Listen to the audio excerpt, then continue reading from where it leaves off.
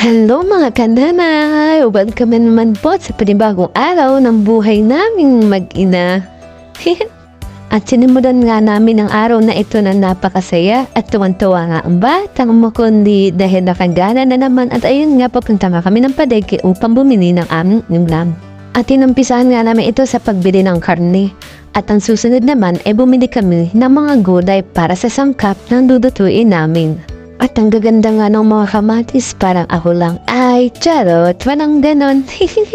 Takatapos nga namin bumili ng gulay, kami nagpunta sa grocery at na ito na nga ang pinamili namin. Tuwan-tuwa naman ang batang makulit at marami na naman siyang stock. Ang mukha nga naman, hindi pa natagal sa dagayan, nidantakan na agad. Ako may tuwan-tuwa at nakita ko ang ngipin ng batang makulit. Hala, umuultaw na, alay, malapit ang mga gat. At nung kami ngayon nakatambay sa labas, nagkaayaan ang mga kamag-anak ng aking asawa na maglangoy sa malinaw.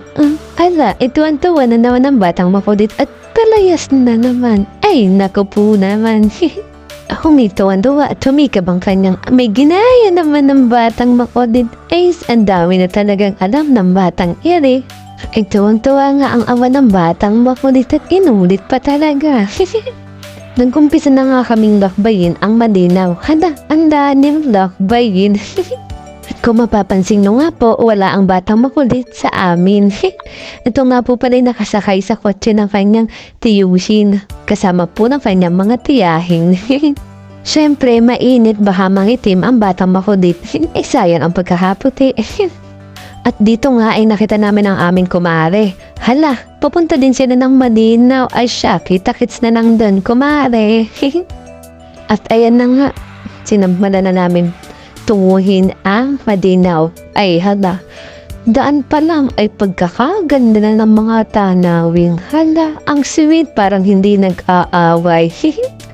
Ay ganito nga talagang mararamdaman mo kapag napakatagal mong hindi nakapunta dito. Ay ganito para na ang itsura.